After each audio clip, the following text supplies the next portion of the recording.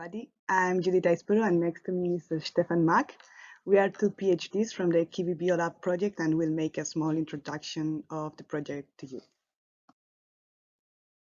KIWI-biolab is a 3-year project funded by the Federal Ministry of Education and Research of Germany, and it's going to be coordinated by 3 German universities: the Technical University of Berlin, the University of Greifswald, and the University of Hildesheim.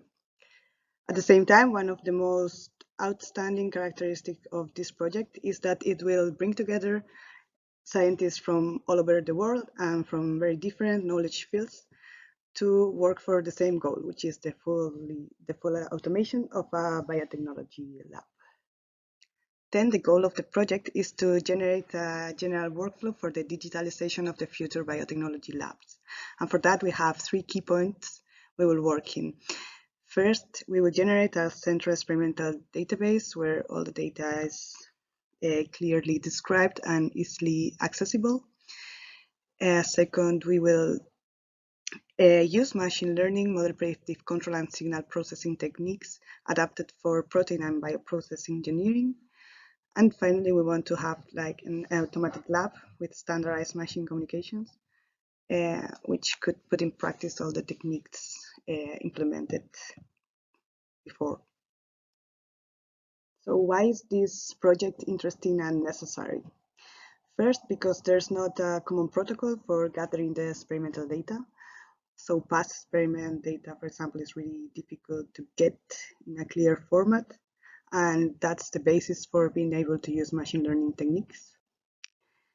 Second, the bioprocesses and protein engineering are complex to model itself, and measurements are very scarce, so we need to find different tools or techniques to deal with that.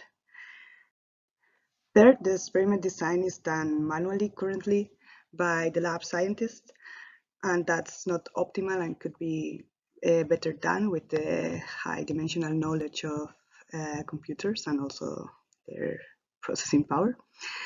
And finally, robotic facilities are not fully developed for autonomous operation, something that in other industries is really well known and it's easy to control and design processes efficiently.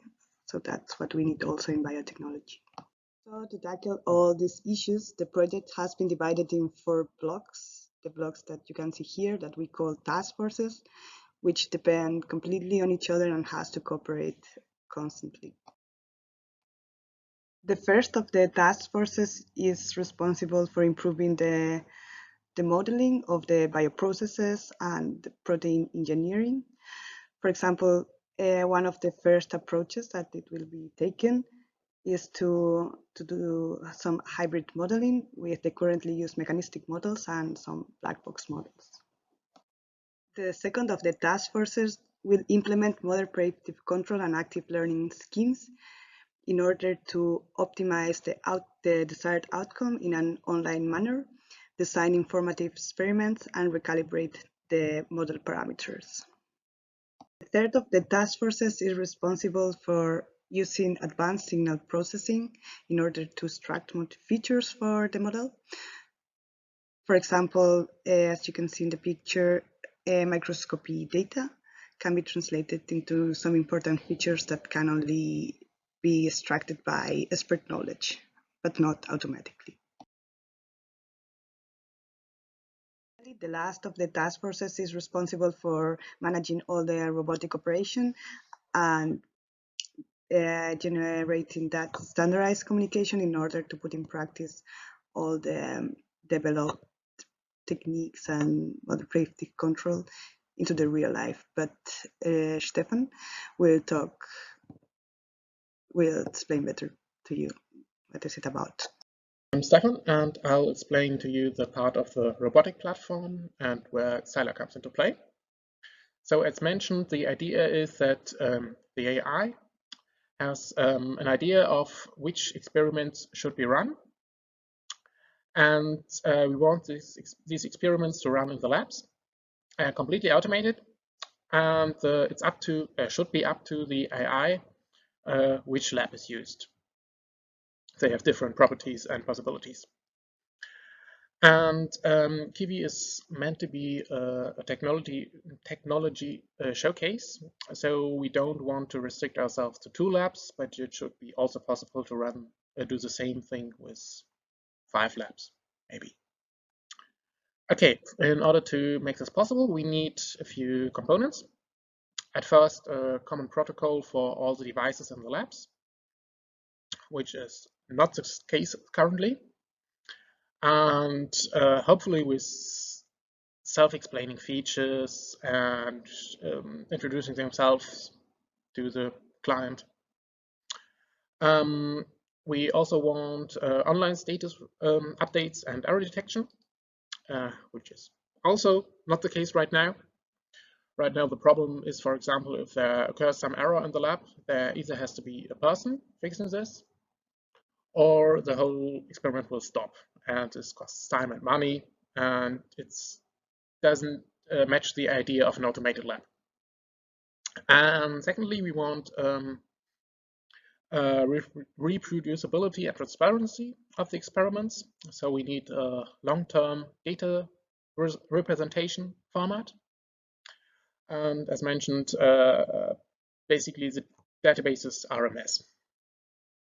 And in order to bring more structure to our databases, we will save all our experimental results in the AnIML representation format, which will then allow easier exchange between the databases and easier access for the models and machine learning algorithms. For our devices, we will use SiLA, which will also enable the mentioned online error detection and status updates. In general, we will mostly use open source software whenever possible, and we save all our software projects in Lara, which is a package covering many aspects of lab automation. In particular, we will develop or are already developing the following software projects. The first one is the animal converter, which is already half done, which will allow us to convert all the results of the microplate readers into animal format to be stored. Right now, there are about 100 different microplate readers producing about 30 different formats. Even in our labs, there are different ones, and we want to unify them. Then second, for our devices, we will use SiLA. So we have the right SiLA servers for all the devices, which then will also allow this self-explanation. So if the SiLA client turns on, every SiLA device will register itself and explain itself to the client. Then we'll develop a data pipeline between the databases. So in our case, only Greifswald and Berlin, following the fair data principle. And so all our results can be fed back to the AI to improve our models. And then the last piece of software will be the central one, the SiLA client or orchestrator, which will control all the experiments going on, will schedule the experiments in the labs, so even divide the different experiments into steps and schedule them between the devices.